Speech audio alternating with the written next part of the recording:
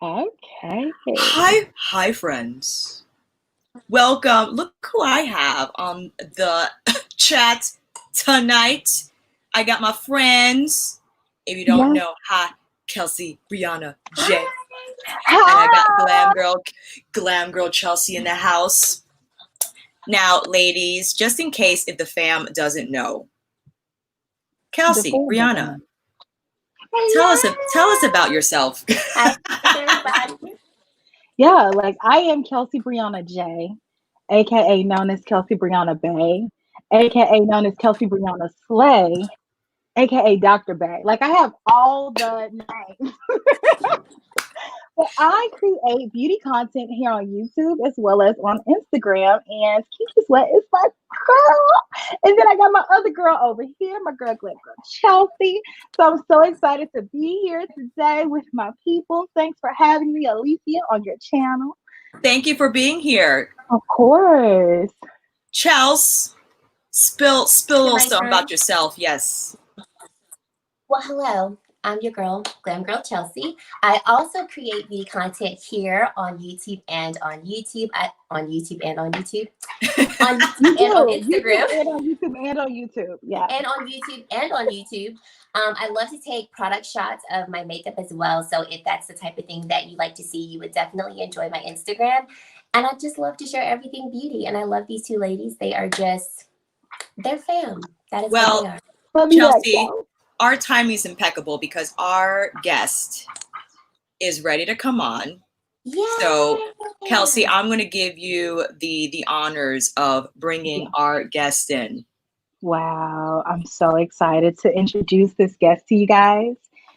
This guest that's coming to the stage is celebrity makeup artist extraordinaire, beauty entrepreneur, been in the game longer than some of us have been on YouTube, just been out here. He owns his own makeup brand, which is ran and directed by him. He's worked with so many different celebrities, like I would run out of breath trying to say everybody's name. So if everybody could put your hands together and give a warm welcome to the AJCrimson.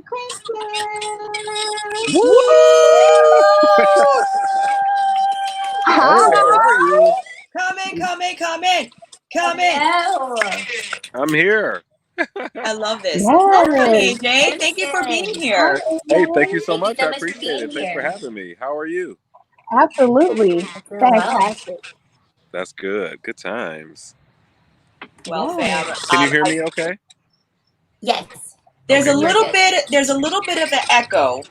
Oh no. But I don't know if it's that's better. It shouldn't be. I don't know that it is. That better? That is better. That's great. That is much better. Okay. Yeah. It was my hand.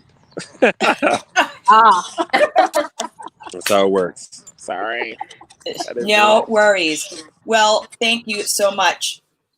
Oh, there's a crackle on me. Hold on. Oh no. What happens if I turn the screen this way? Does that that actually is better for the all four better.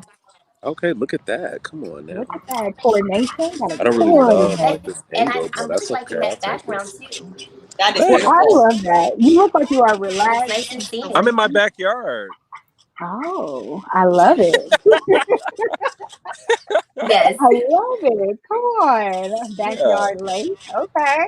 Well, AJ, thank you so much for being here with us. And I just want to give you just a second to introduce yourself for anybody who doesn't know. I introduced you, but there's nobody that can introduce you like you. So if you could, I love it. So who am I? So I'm AJCrimson's AJCrimson celebrity makeup artist. I've been in the business for 16 years now. I think it's I think this is my 16th year. I started out in radio, moved into artist development. From artist development, I went into styling and movies, and then that kind of led me into actually just taking a chance and taking the leap on makeup. In 2000, I would say Fergie is my first client, my first celebrity client. So I worked with her from I don't even remember the dates, but like for a long time, first 4 years of like that first album with her and like the Black Eyed Peas. And then Okay. from there I picked up like Keisha Cole, Faith Evans, Christina Milian was actually before Keisha Cole, and then Amerie, LaToya Luckett, Carrie Angela Hilson, Bassett. Like, we just could Brandy. keep Yo, yeah, Angela going. Bassett. It's like so many people, and I feel So like many. I always Estelle like was like a long time client of Missy mine as well. Elliott, So Regina King. I Regina King, mean, yeah, Hillary like Duff. it's been Hillary Duff, yeah. Like I've gone like Yeah. I've kind of done a lot. And in 2007, I launched my first brand called Kissable Couture, which I did with Keisha Whitaker, Forrest Whitaker's wife, and I remember. then in 2013 I launched AJCrimson Beauty, which I love it. I did that because nobody was talking to Black women directly. You were like, I Nobody was speak your doing that, and no language. one was doing it. No one was doing it at a luxury level. There was no one Black doing it at a luxury level outside of Fashion Fair, which that was a brand that's a historically Black brand, and that was ran and owned by, that was 100% Black owned. But in terms of like a new generation of conversation for Black women, like there was nobody doing that. And if it was happening, it was happening at the drugstore level, and it wasn't Black owned. Very Gotcha. important to I'll know just that. add that. Before we move forward, Kelsee, I'm getting feedback that you sound muffled. Okay. I want to get my screen together because there we go. And Chantel, we're going to drop all the information for AJCrimson's line, beauty line, so don't you worry. All the links will be down below, yeah? Nice. I wish I was like on my laptop, because then I could see the comments too, but it's okay. You can't hear me? No, not you. I'm sorry, Kelsee. We can't hear you. I'm sorry. Oh, You're I think Kelsee's temporarily muted to get her headphones on. Oh, okay. No. I love your voice. Let me see here. Oh, Kelsee, your mic isn't connected. There she is. Hello? Okay. Can you hear me? You're a little muffled still. Do you have plugins? Hello, testing, 1, 2, 3. One second. So, AJ, so you have time. First of all, congratulations on AJCrimson Beauty turning 7. Thank you. Round of applause. And your beauty line has so many gorgeous products. What inspired you to create your own beauty line? And I'm sure, and you touched on this on your intro, but specifically for your beauty line. For me, having at that point, I had been in the business for a very long time already, and I didn't. There were things that I was using and mixing together to kind of create things. Like I traveled with Estelle for 3 years, and when I was traveling with her, like we had to create certain colors for contour. We had to I was testing powder at that time, and all these different things that I had loved about, just creating beauty with her, that really started to take shape, I would say, in AJCrimson. And I stopped. She went off to do, we had done like her last tour. She went away to do her album, and it was only going to take a year. She was like, "Hey, I'm going to need a year." We were talking. I was like, "Hey, I think I might move to LA." We were all living in New York, and she's like, "Give me 1 year to finish my album." And I was like, "Okay, cool. I'll give you a year." And so we waited a year, and the album took a little bit longer. I was like, "Hey, I think I'm going to go now." And in that moment, I had kind of started to take a step back from actually doing makeup, and I started managing. So when I was working in artist development, we used to develop young talent, like kids. And so I started a kids management company in New York. So I was managing 10-year-olds, like in the entertainment business. And then when I went to LA, I started managing hair, makeup, and wardrobe artists as well, like in addition to. So one of my really good friends became one of my biggest and first clients, and I took him from like a $500 a day stylist to a $3,500 a day stylist in the first transaction. So so it was kind of like this transitional point. So for about 6 years, I really wasn't thinking about doing makeup so much. However, at the same time, I had like clients like Latoya, who's like one of my best friends. She's like my sister, you know, who was like, AJ, you can't like retire on me. And like Lauren was like, no, you can't retire on me. And Estelle, like, you can't retire on me. I was like, okay, fine. I won't retire on any of you. But I don't really think that I didn't really want to do makeup. I wasn't inspired to do it in that moment. But it was, but I had already started developing AJCrimson, the product line. I just really wasn't sure whether I was going to put it out, to be honest. I was like, oh, I don't know if this will ever make it like to see the market, but you know, but I kind of have it. And I was actually asked to do a keynote for the makeup show in Orlando of, I want to say it was maybe October or November of 2012 and 2013 or so, something like that. And I was like, hey, like, they were like, hey, look, can you come do this? And I was like, yeah, I was like, you know, if I do it, I should really test this product to see if it really works. Because what are you going to do? I was really happy managing other people. I was really happy. Like I was making a ton of money doing it and really satisfied advocating for other people. But I was like, if I go do this keynote, like I need to go with something and let's at least test it. So I went with the first 8 shades of AJCrimson Beauty. So 1 through 8 without the half shades. And we launched it with 500 pieces and we sold out of 500 pieces in the first day. And I was like, okay, so I guess people kind of want this from me. So we're going to do this now. Yeah, I guess we're going to do it. And, you know, but then to backtrack that, when I was developing it, like I said, I had tested powder before. I'd also tested, you know, foundation sticks. I was like trying to do a foundation stick. And I just didn't believe in any of those products because those weren't things that I did. You know what I mean? And with the powder I loved, but it was also, and my clients really loved it too because they were the ones who had it. Like, oh, like I need more of this. And I was like, oh, I'm not going to make it yet. But because my question was, what am I putting under the powder? I was like, I'm still using somebody else's foundation. And I was like, and this foundation stick, and I tried it at, you know, at like a fair or something like that, like a makeup show, I think it was. I was like a year or two before. I was like, oh, let's see. And I didn't have the colors right, to be honest. Like the colors just weren't what they needed to be. Like the range was beautiful up until like myself. Like, so everybody on this call, we could fit into that. But then there was still that girl who I knew and I was friends with that couldn't participate. And I was like, I can't even put this to market because I am the only, because if I can't service her, you know, as a Black makeup artist, then it's not going to work. And I'm just doing what everybody else is doing, you know? So I think it was a very intuitive moment to say, hey, like, you know what? I need to make a color that can successfully match a girl who's South Sudanese. And then we work our way backwards from there.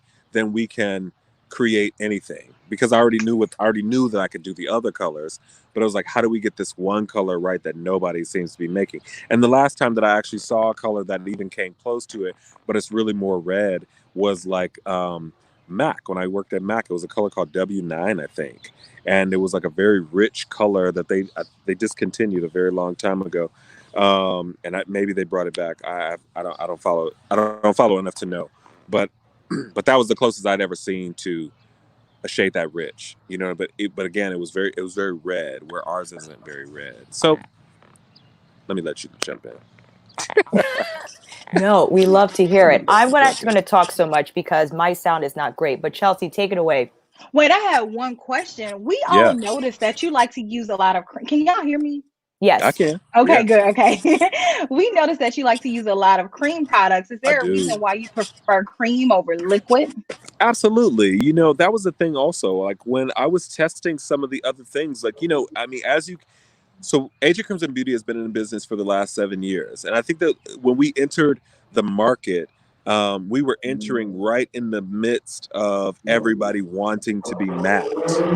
You know, everybody wanted to be matte. Everybody wanted to be, you know, like dry as a bone, like they're baking. Like we saw things like Yes. baking come into play, like all these things. And I really was the anti all of that. You know, so for the most part, not only did I come into a business speaking to directly to Black women, you know, which was already, I guess, people would say like it was a risk. You know, it's like, oh, are you just going to talk to Black women? I was like, yeah, like why not? Like that, they spend $1 billion, they spend $1 trillion actually on beauty products. Like I should be able to make a few $1 million off of just Black women alone. So yes, I do want to talk to them exclusively. And actually, I'm not afraid to talk to them as a first conversation. That's what it was, because we speak to everybody with the line. Because as a makeup artist, I have to. The next thing to that was I with everybody, you know, what's the new? So the new thing now is called honey skin. It's a K beauty, you know, trend that's not trickling over to us. Honey skin, which before that we were talking about glass skin, which before that, the way I know it is the J-Lo glow, or just dewy skin. You know what I mean? And just beautiful, radiant skin.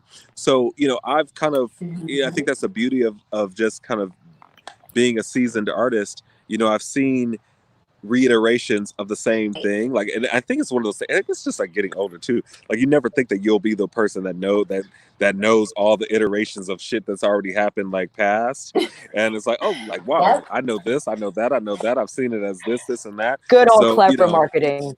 Yeah. Exactly. You know, so so that's exciting, and yeah, so that's interesting and exciting all the same moment. So it's like nothing. There's a quote. One of my mentors, who first started me out and gave me an opportunity in LA, was Mark Bridges. He's the costume designer on 8 Mile, Oscar-winning costume designer.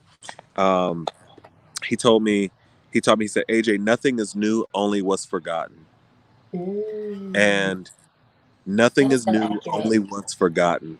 And when you think about honey skin, and you think, which is the new thing now, so whoever that girl is who's 12, you know, or 13, 14, she's gonna know honey skin. She doesn't really know glass skin. And then the girl who's like 20, you know, 18, 19, 20, 25, you know, she knows glass skin because that just started happening the last 3 years or so. But then you have that girl who's beyond that, who's 35 and up, you know, who just knows dewy skin and J-Lo, the J-Lo glow, and all these other things. You know, like when I was starting, it was the J-Lo glow. So it was just like, so all these different iterations of it. Nothing is new, only was forgotten. And I think that's just been like it's been such a booster, I guess, maybe, of energy and inspiration, because you don't have to reinvent the wheel. I think you just have to be a part of the conversation that's happening right now. But at the same time, there is a bit of innovation that happens within it. I'm not saying that I'm the first person who came up with like creating colors for Black people, but I'm the only Black male makeup artist in the business to date that has its own line, and I own it 100%. Come on now. At this level, at the level in which I am. I don't know if there's somebody new that's developing something, or that has developed something over the course of the last 7 years that's out there. I mean, obviously, like a great friend of mine, Sir John, he has developed a product line in partnership with Woolworths in South Africa. He's a brand ambassador for L'Oreal. Samfine has been like, you know, he's done collections and collaborations for, you know, a variety of different people, CoverGirl, and, you know, Fashion Fair, and all those things. But I think the thing that what I'm saying, in a space where that's currently now dominated by women, where in the space where it wasn't, the only other person that's probably done what I've done, or done what I'm doing, and I won't say the only person, because there was Vincent Longo and Kevin Aquan, but in the Black space, there's me. Right. You know, so I'm proud about that. Now, and a lot of people don't know that, and it's not even something to like even harp on. You know, for the most No, part. it really is. Yeah. And that's why we Yeah. wanted to have you, because it is Oh, something on our thanks. I part. Most appreciate that. definitely. Yes, it is Oh, something thanks. to. You know, because for me, I feel like, you know, everybody's contributing. Like I've learned so much from so many people in the business. But I am proud of that. Like even if I'm the only one who knows it, I'm proud of that moment. Yeah. And I think that's where the intuition comes into play. I think that's where, you know, taking a risk and taking a chance on yourself and going against the grain and against the odds of what everyone thought it should be and what it is supposed to be, and telling your own story. You know, to even as we ventured into like the Fenty effect, and we ventured into you know, well, we had Kylie Jenner, and then we had the Kardashians, and then we kind of ventured into the Fenty effect, where everybody, when Fenty came around, it's like everybody thought like, oh, like this is the first time.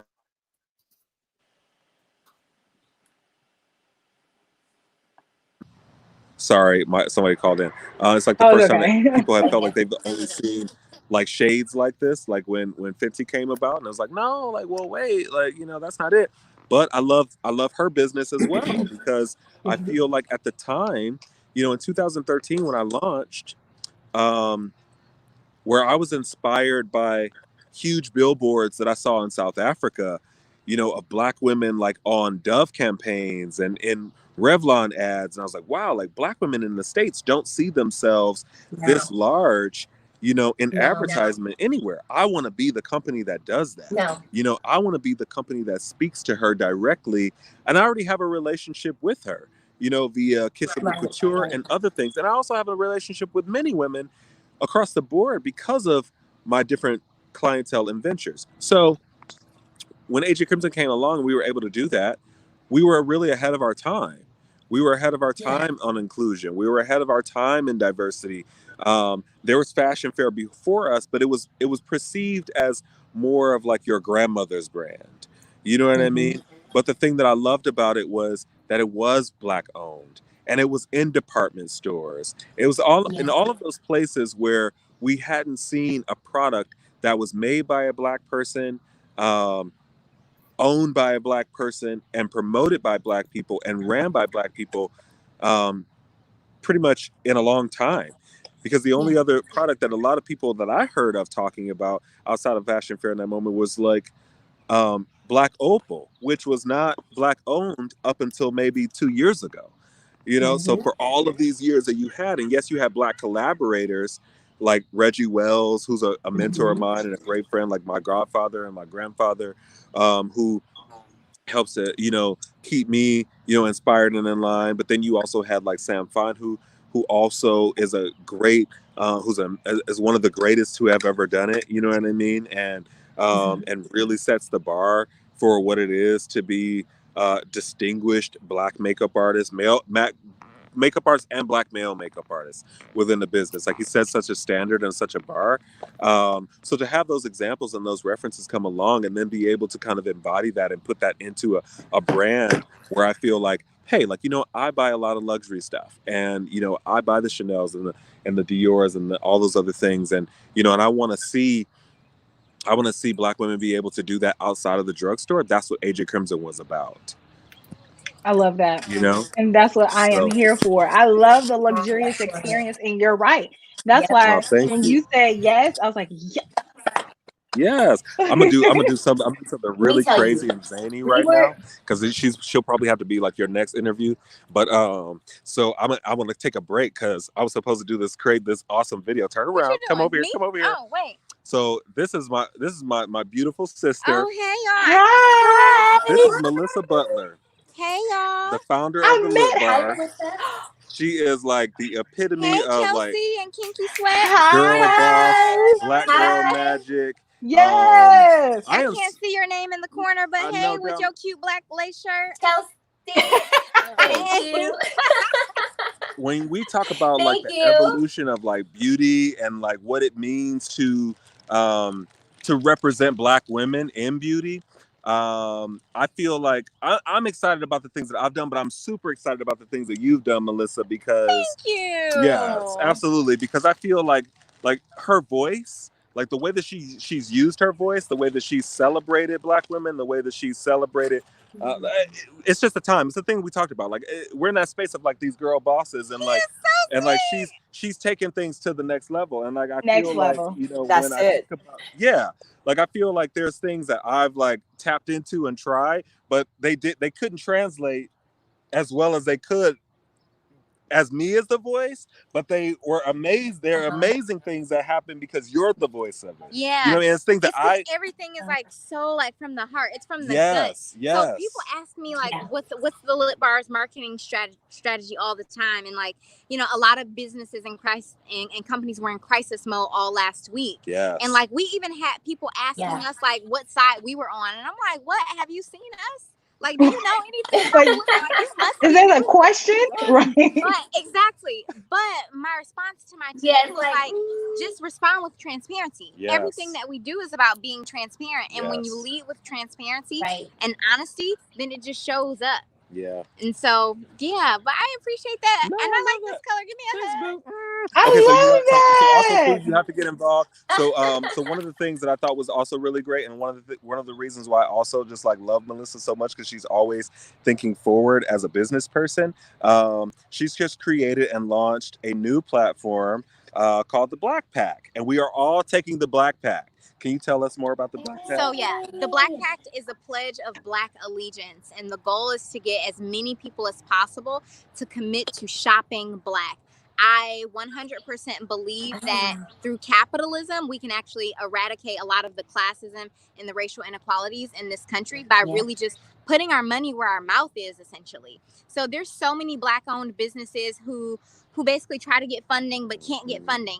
And a lot of them don't actually need funding. A lot of them just need actual customers to support them and shop with them so that they can hire the right people, so that they can scale, so that they can buy the inventory, so that they can invest in marketing. But it's like, if we're not supporting each other, then we can't grow. Yes. And then we're like, oh, but Amazon is so convenient.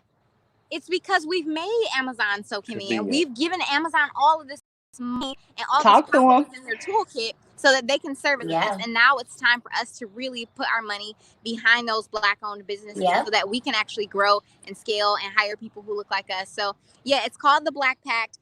You can go to theblackpact.org. There's a listing of over 500 Black-owned businesses. It's called the Black Pages. So we try to make it as easy as possible for you to shop.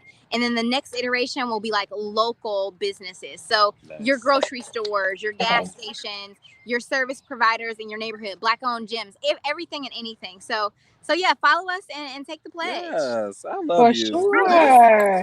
That was amazing. And this is also something too. Oh, what'd you say? What'd you say? Oh, hey, Soror. Oh, look at you. You better be in the sorority. Is that true? She said, "Hey, Soror." She said, So this "Hey, is also Soror." something that I really love too, because I think that I think we had someone asked us this question. Really, was there like a beef in beauty? And I was like, I don't think amongst the Black ones, there's never any beef. There's only like love. Yeah. And I think, what I also think is really amazing is that we can have similar lines. This is something that, so for music, so having been in music for so long, like if Beyonce came out with red hair last week and she decided to, be a redhead bombshell, then the next girl couldn't have red hair. Yeah, Rihanna could not have She couldn't red have the same hair. red hair Like, because, you're trying to be like Beyonce.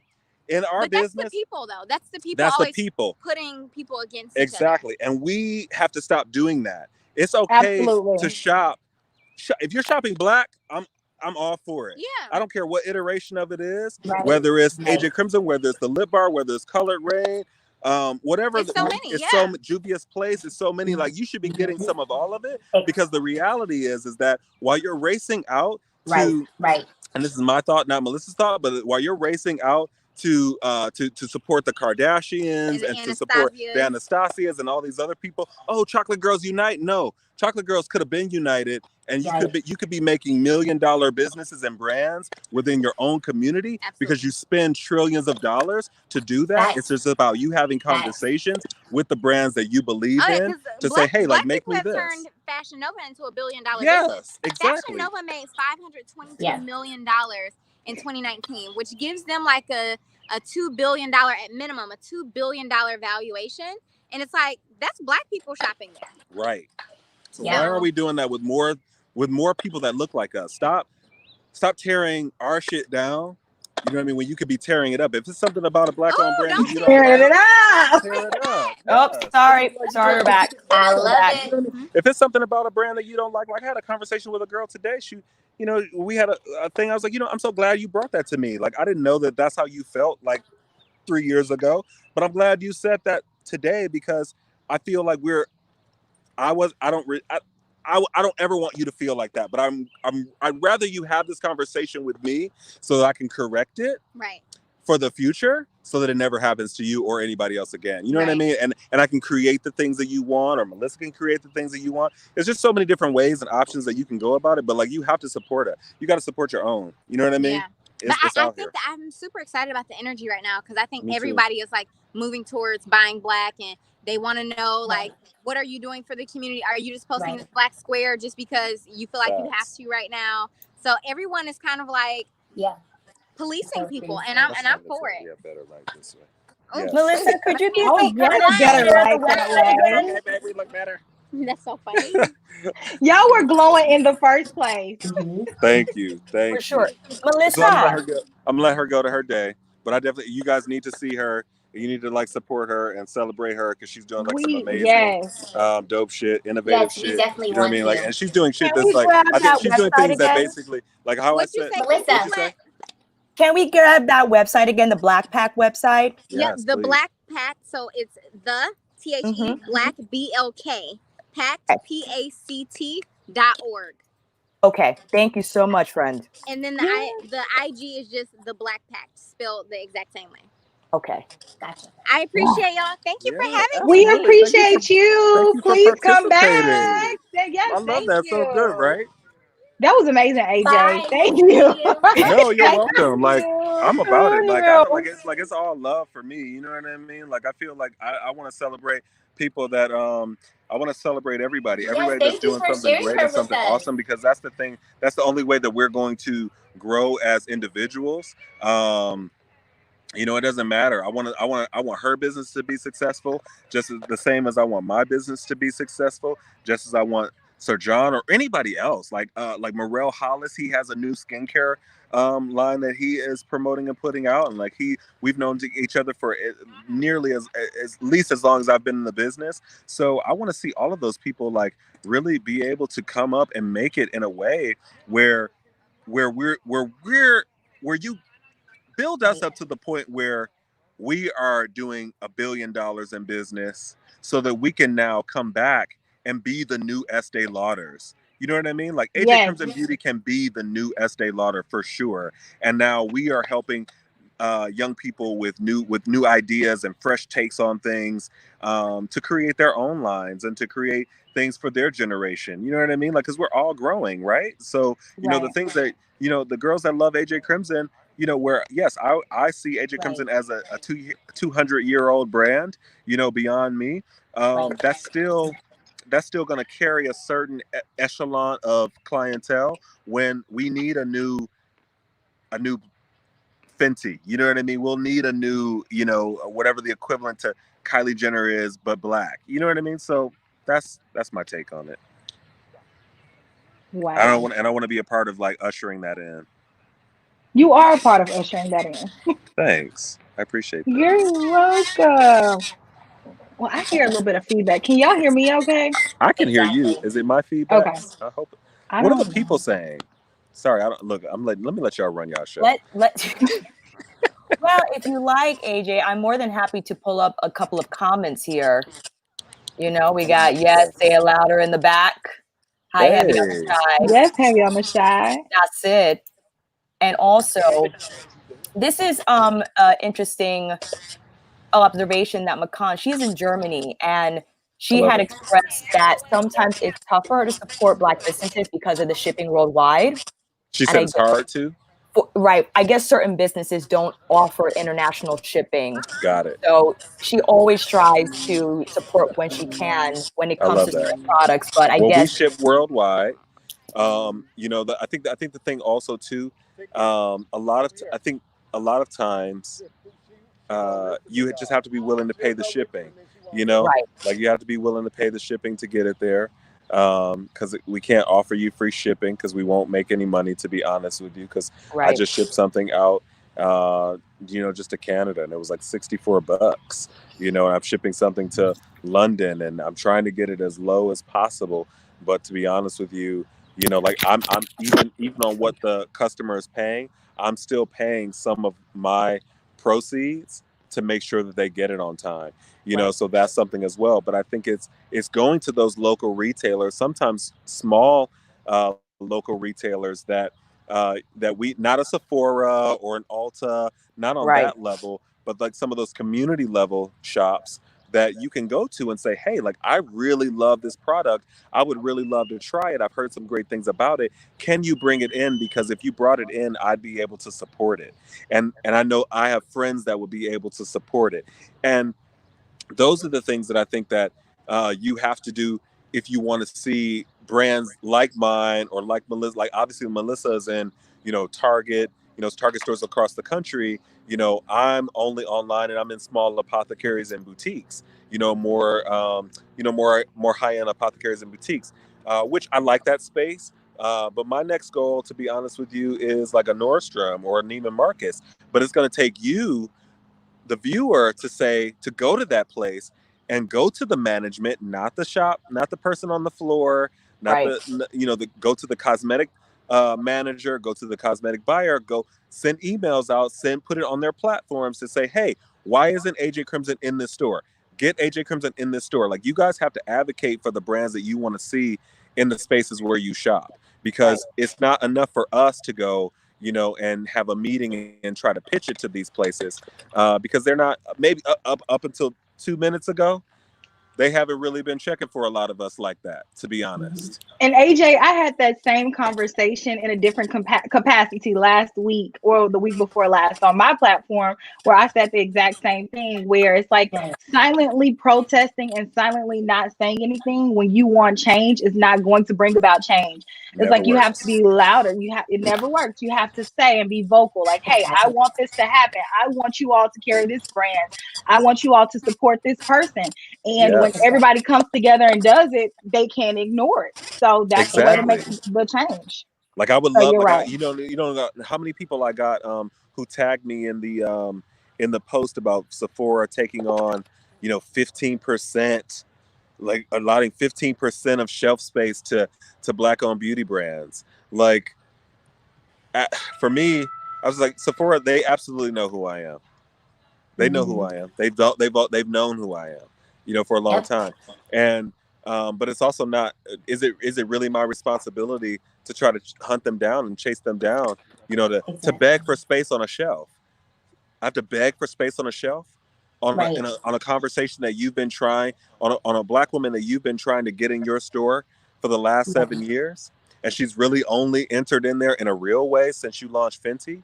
And then maybe she's entered in there, she ventured in there when she saw, you know, extension shades from Anastasia Beverly Hills, you know, and then maybe some extension shades from Hourglass, and maybe now she's going there because she believes in Pat McGrath, which I absolutely love. You know what I mean? Like, I love that. So, you know, but it's like, no, I'm not interested in that kind of a conversation.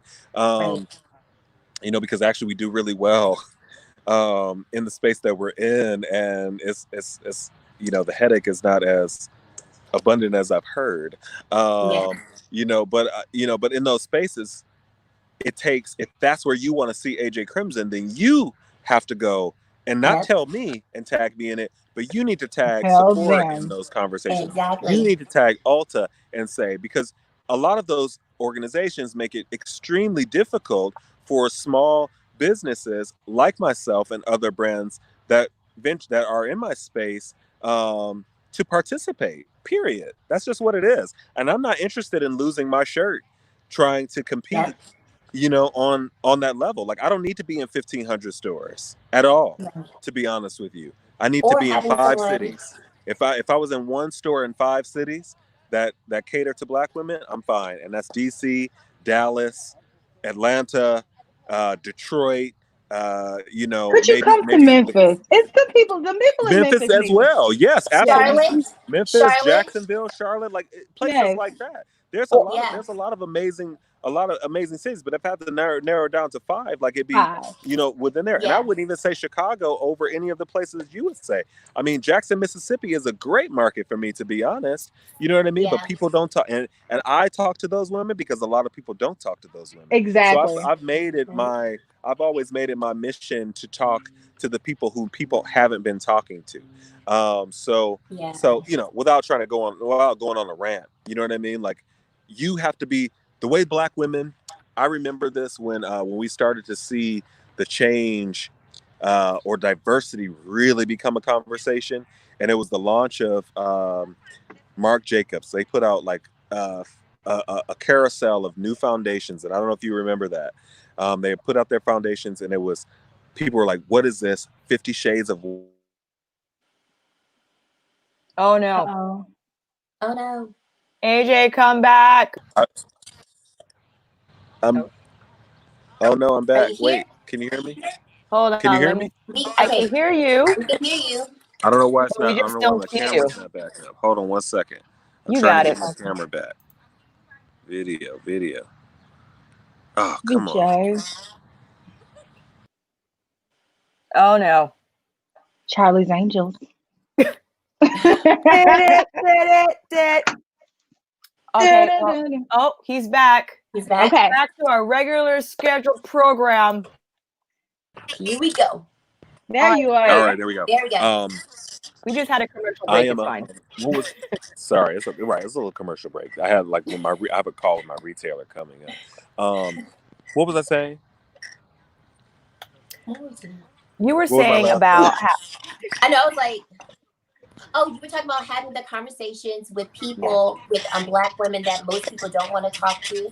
In the smaller cities. In the smaller cities. Exactly. I was like, yes. So I've made it a point to do that. Not only in the makeup line, like talking to women that people weren't talking to, but going to cities, like on my tours, and talking to the women who going to the cities that most artists wouldn't go to, and we've done, extremely well in that space. And because, everybody can't get to, everybody can't get to New York. Everybody can't get to DC. Everybody can't get to those places. But there's just so much opportunity out there. And I'm really happy that as a brand, we've ventured out to talk to those women. So again, when I thought about, that wheel and how people how Black women in particular were so upset about seeing, another launch of foundation that didn't include a full range of colors, they went berserk. And this is where you start to see like brands really get called down to the carpet to say, hey, what are you like? Why don't I see myself in this line? I can afford Marc Jacobs. I want to buy it. I want to buy my color. I don't want to have to fit myself into whatever you have here. Build something around me. AJCrimson Beauty has always built around Black women. And I think that's also something too. But I love the way Black women use their voice around that time, because they really started to push the needle on how brands spoke to them.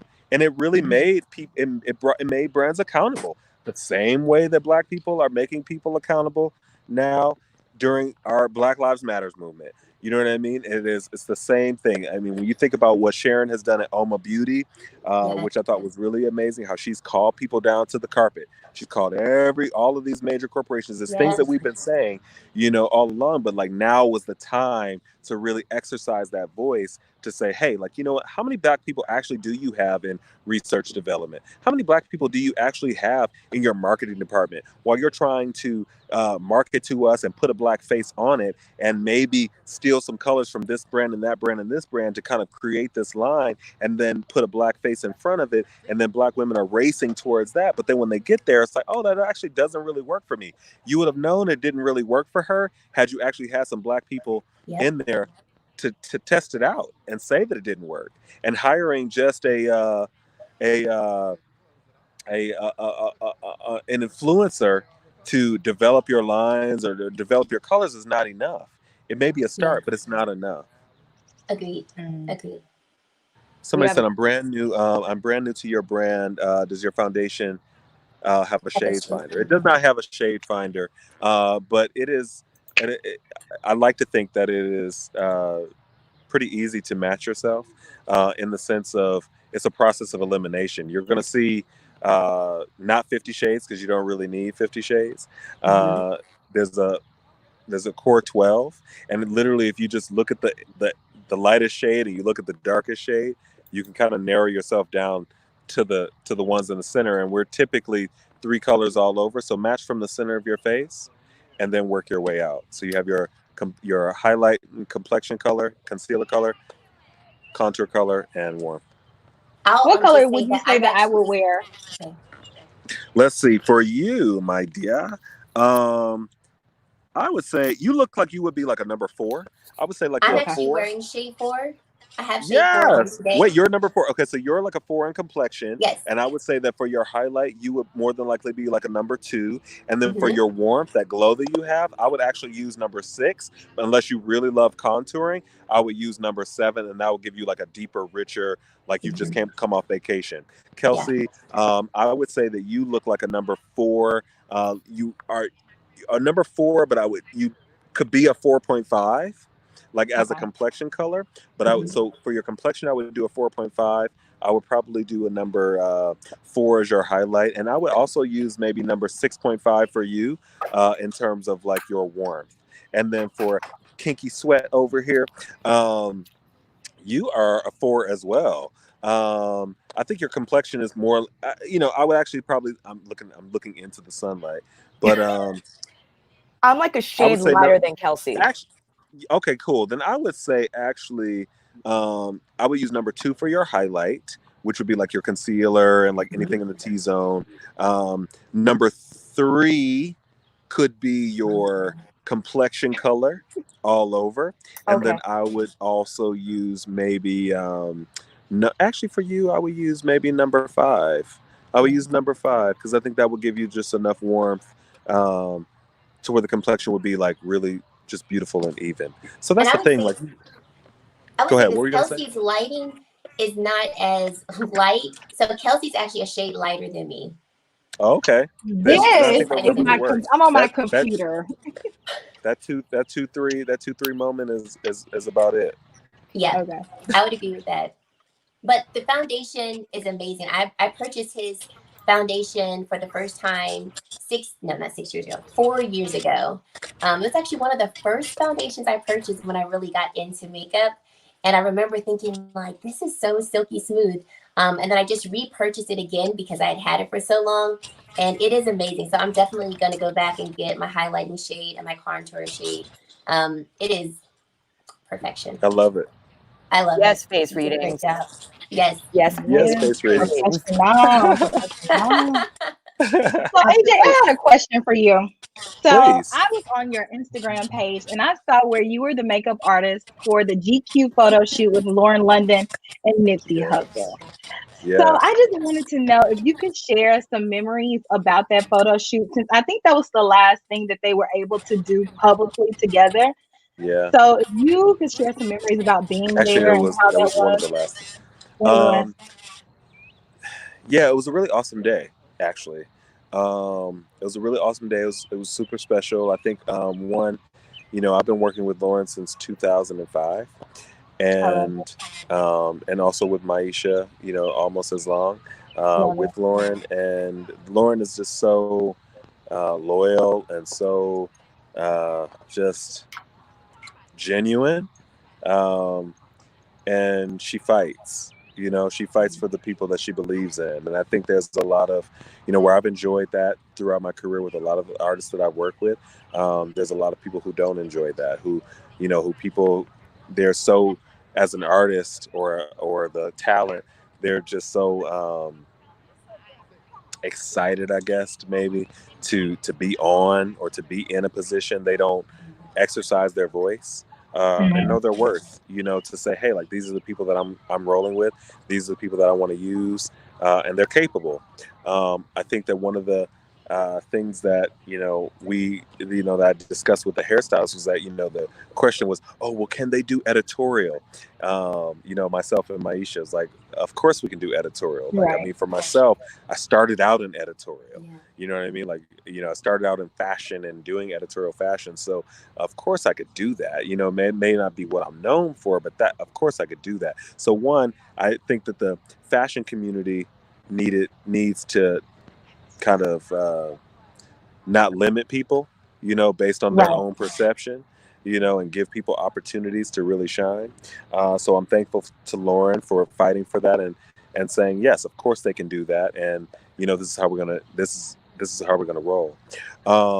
And on that shoot, just from, talking, to Lauren and collaborating and thinking about what she wanted to convey, through those photographs, and bringing that to life. And then also knowing that she trusts, myself and Maisha so much, to allow us to do the things that we innately know to do, and want to see for her in that space. You know what I mean? Like, she's developed and grown, and we've all grown, in such a different way. So, it was a great experience, to say the least. I think obviously the photograph that we saw that has become like the most iconic image, maybe I would say even of that year, and it's such a timeless photograph. I think that we'll never forget is the one with her and Nipsey on the horse, right? And there they were, just kind of all in white, and like as it happened, like we knew what it was going to be before it happened, but to actually see it, in that space, we were all kind of gagging. Like, we were just all like how is it that we're in the middle of Los Angeles, on this amazing, well-known street. Yes, exactly, in LA, with those trees lined up like that. They brought a horse, and you have two of what would arguably be like, I don't want to say, well, like the hood, you know what I mean? Like when you think about the hood, you think about the neighborhood, you think about like down, like people that are just down, for Black people. Like, you have the two, representatives, the poster children, like the Jay-Z and Beyonce of that moment. You know what I mean? Like, holding it down for the hood, like in that space on that photograph. Like, it was everything. It was everything it needed to be. Yes. I love those pictures. And for that to be like some of the last images that we saw, it's just so monumental. And I just think they're absolutely gorgeous. And I know she'll cherish those for the rest of her life. Absolutely. Yeah, you've had a lot of really cool experiences. I know we have some more questions. Kelsee, I think you had a question you wanted to ask. Yes. So you kind of really talked about this a lot, and I've seen a lot of questions in the comment section about this. So I kind of have a two-part question. Tell us how you developed the number shade 8, because I think Kelsee found in one of your previous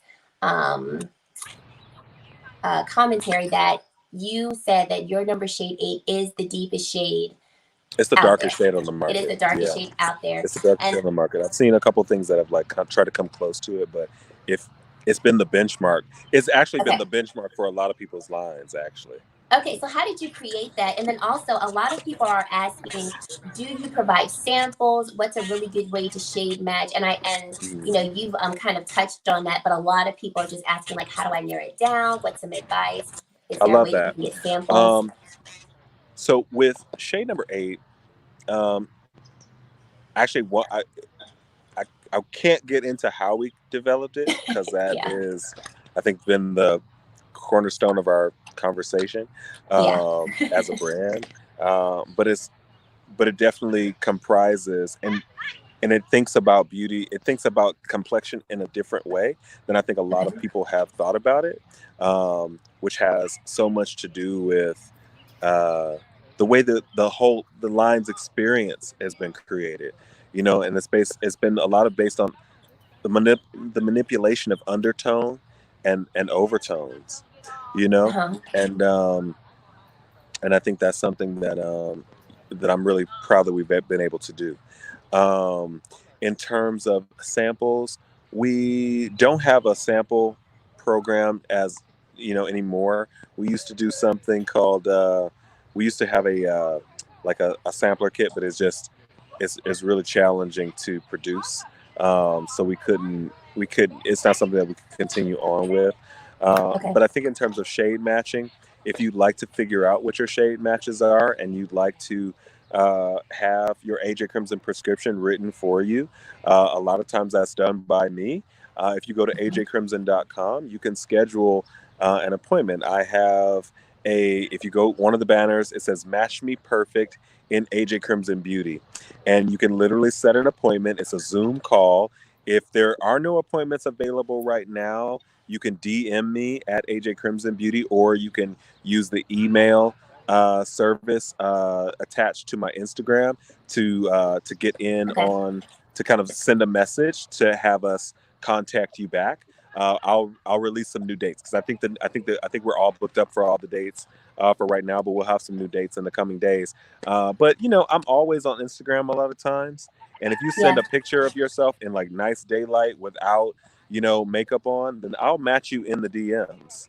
And I can attest to that, because when I messaged him in 2016, he actually helped shade match me. And it was very funny to look back and see, wow, and he is responsive. Like when we asked him to do this live, within 30 minutes, we had an answer. We were like, so yes, I will agree with you. You are responsive, and so I'm on there. From a customer's point of view, I really appreciated you just taking that time with me, because I really didn't think he would respond back. I was like, let me just shoot my shot to see if he'll help me shade match me. So I was hooked back then, just from that. No, I love that, and I think that's so much. I think that's one of the things I love about being an owner. That's the one thing I love about being an owner of this brand. Because so much of it, I've met so many people, so many of the people that use AJCrimson over the years, and we've developed like really cool relationships, even if they are sometimes just like social media relationships, or I met them at trade shows, or I see them year over year, at those trade shows. Like I recognize those faces, and then I grow to recognize those names, and then even seeing, like when I'll go through a manifest, like there's actually 2 customers that have been with me almost since the beginning, that when I have meetings, like major meetings with like marketing companies, and they do research on the brand, and they give us back like their analysis or information, and I look for these 2 names, and I was like, if I don't see these 2 names on the list, then I know you're not real. I know it's not possible that you have done your homework, because I know who my top supporters are, and I'm really thankful to them for that. So I value that. I mean, obviously one day it'll probably come where I won't be able to kind of have that type of interaction with everybody, but for as long as I can, I always want to. Okay, so we heard Mother Pat Mcgrath. So tell us how you met her, and also tell us how it was working backstage at Paris Fashion Week. Yes, so I think the year was probably 2004, 2005. I was living in Los Angeles at the time. I had just completed work with, I was doing a video with Christina Aguilera called Can't Hold Us Down. I did like a lot of the background, because I was assisting Sharon Galt, who's like a really amazing makeup artist, who's like famous for like all of her work with like David LaChapelle. And so I was her first assistant, and her first assistant of 4. And we were doing this video. Ended up getting all my brushes stolen on this video. Everybody from David LaChapelle to the producers to Christina herself, like what, that's fucked up. Like, no, we're gonna fix this. We're gonna figure it out. And I ended up getting like a really big insurance payout claim on those brushes. Out of that, like about $2,500 worth of cash. And I took that money and I moved to Europe. I moved to London. And while I was in London, I got there and I thought like, oh, look, I've got $2,500 or like $2,000. I'm going to make it. I made it in LA on 500. And then I got there and I was like, oh my God, like my money was cut in half. And so I was like, okay, wait, I got to get out of here because it just cost too much. I need to go make some euros. So I ended up leaving and I moved to Vienna. With a friend I had met in LA that moved back out there. So I lived out there. I started working under a few makeup artists there. And and Ashunta Sharif. So before I left the States, I started conversation with who became my agent, Crystal Thorpe at the Epiphany Artist Group, and I had already been working with Fergie, but she was off like recording, I think, so I was able to like kind of leave for a little while. So I ended up in Europe, and I got this email from Crystal saying, "Hey, like, you know what? Ashunta Sharif, who is famous for Alicia Keys and now Taraji P. Henson, she does all that stuff for Taraji. She's like, Taraji or Ashunta is really good friends with Pat, or like she knows Pat. Pat wants her to come and work with her in Paris. She can't do it because she's doing some stuff with Alicia, but she recommended you, and they would like to have you in Paris for Christian Dior." And Wow. I thought, like, oh my God, like, how can I get there? Let me see. You know, and nothing was getting me into Paris from Vienna on time. Like, not a bus, not a train, not a plane. And I was so upset with myself because I was thinking, like, I can't go. And honestly, I just started making money in Vienna. So a part of me was living off of scared money because I just had started making money. So I didn't want to spend what I was making. And everything that I found, I had to stay in Paris for a week. And I was like, oh, like, what am I going to do in Paris for a week? And, you know, when you say that, like, when I was saying that from a scared money perspective, it was like, what am I going to do in Paris for a week? Like, you know what I mean? I'm only getting booked for one show, but I don't even know if I'm getting paid for it. And I got to survive the rest of the week. But then when you think about it from just just saying that shit out loud, it's like, well, what do you mean? Like, what are you gonna do in Paris? Like, what do you You've never been mean? to Paris? Right. What do you Like, mean? you need to go and explore Paris and like see what Paris is about because you've never been there. So I was sitting there and I was kind of milling in my feelings and kind of taking it out on my friends, and I was like, no, I'm gonna go because I've never been turned away anywhere else. I'm not gonna be turned away now. Even if I get there late, I'll fight my way in. I'll make sure I make space for myself. They'll make space for me. And so I took the chance. I got on the flight. I got there early, landed, and there was like Mercedes-Benz. I didn't know Mercedes-Benz were taxis. I was like, oh my God, I love Mercedes-Benz. Of course I need a taxi and a ride in this. So I showed up in style, and as I walked through the door, Pat was, I kind of walked in pretty fast because I thought I was late. And I heard this voice behind me. She was like, are you with me? And I turned around and I looked and it was Pat. And I was like, yeah, I think so. And I just remember being in that space of just kind of like, yeah, I think I think I am with you, You are in Paris. That is amazing. Right. And I'm in Paris. Like, this is nuts. So she introduced me to the other assistants on the team. And mind you, I didn't have a place to stay.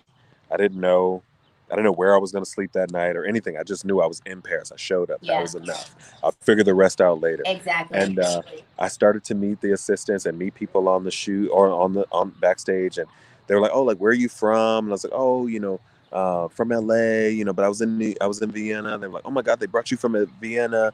And, I poured a little champagne on it, I was like, yeah, like they asked me to come from Vienna, that kind of thing. I spent some time in New York, and they're like, oh my God, New York. I love New York. And, oh, LA, I love LA. So, I was just seeing what people were responding to as an American in a European space. And they're like, where are you staying? And I was just like, I don't know. Like, I would just say, I don't know. Like, just kind of like, oh, we'll figure it out. I don't know. Just kind of nonchalant.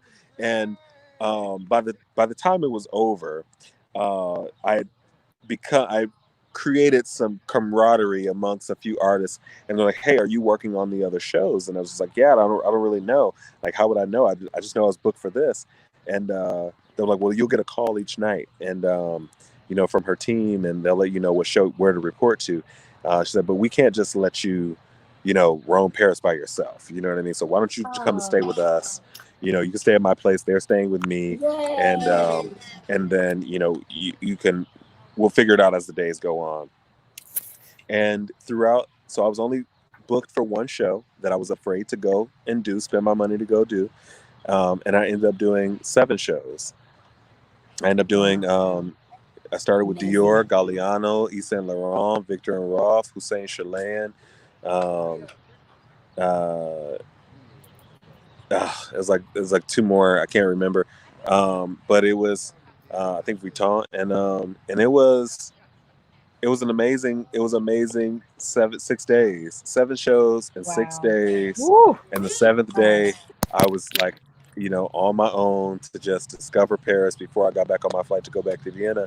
And I couldn't imagine. It was everything I needed it to be. You know what I mean? And I was the only person who was going to be back in LA with that information and with that knowledge, and who had, seen what was next.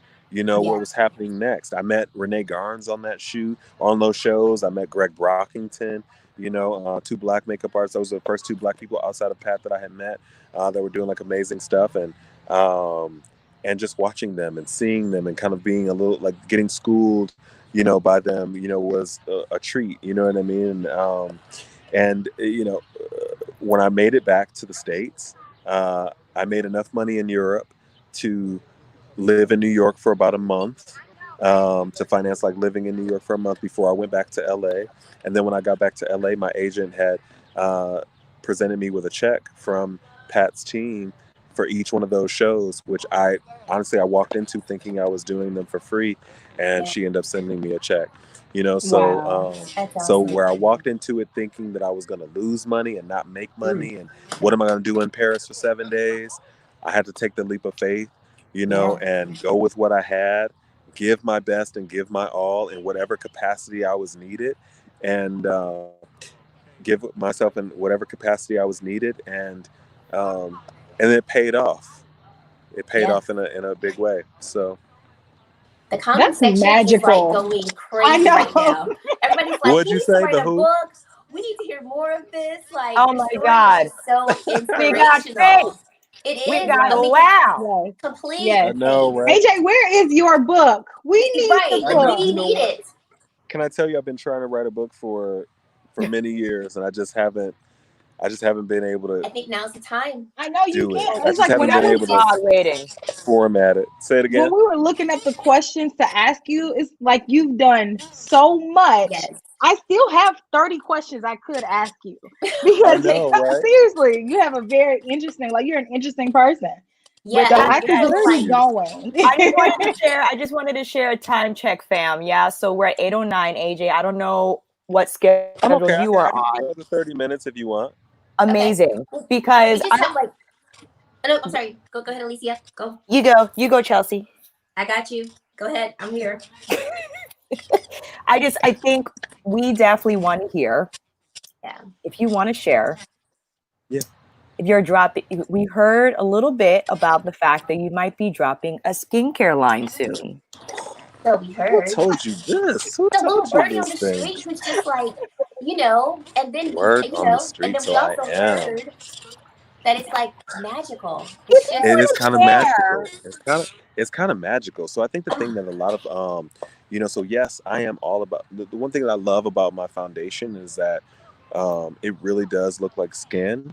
Yes. It allows you to see yourself in the product, or before the product. You know what I mean? It's not about the product. It's more about you as an individual, like stepping into a space and like people noticing how beautiful you are before they notice the makeup. Like, my makeup is the co-star to you. Somebody asked for merch. You said several merch lines throughout the whole You know what? Please write that down. Please write these merch ideas down. I got you. We got it. And text me them. And anybody else that has a merch idea, send it to me in my DMs, because somebody was on it. Because sometimes I don't hear myself because I'm just speaking from the heart. You know what I mean?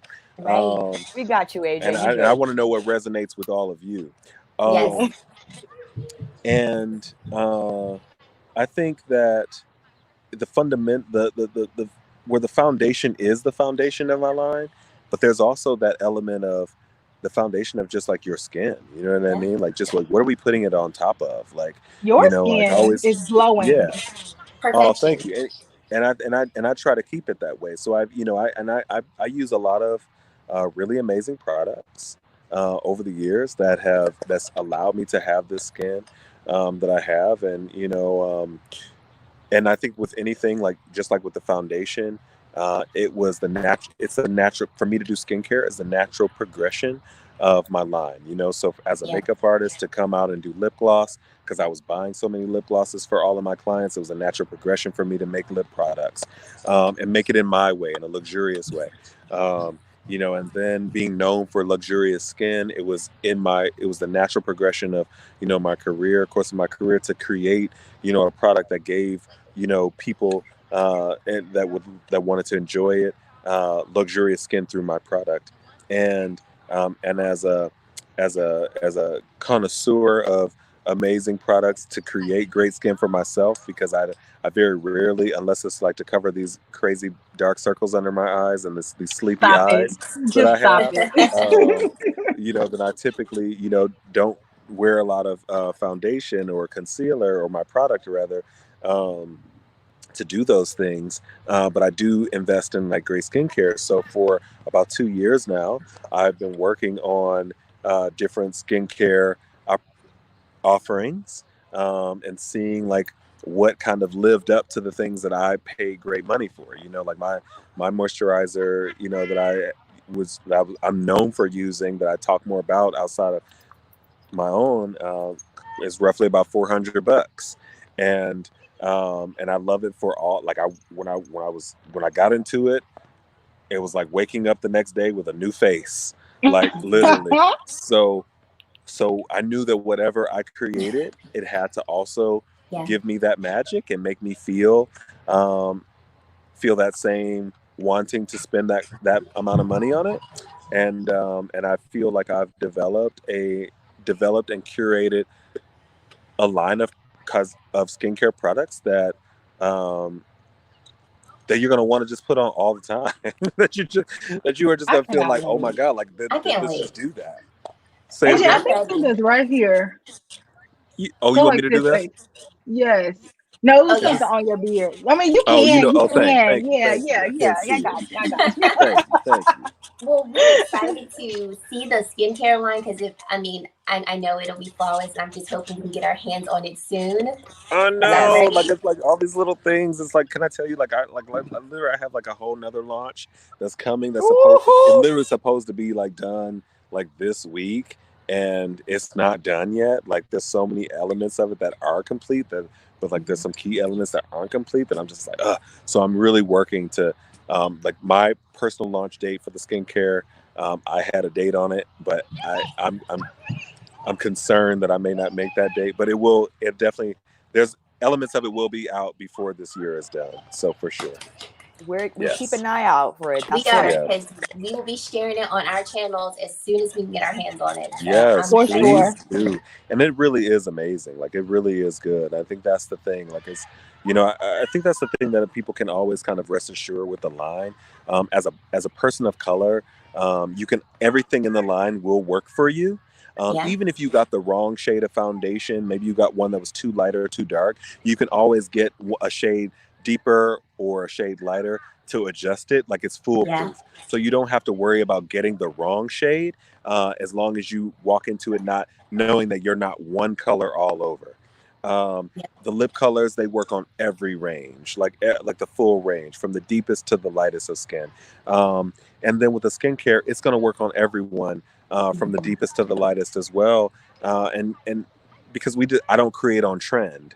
I choose to create my own trends, and do the things that are necessity, that create necessities.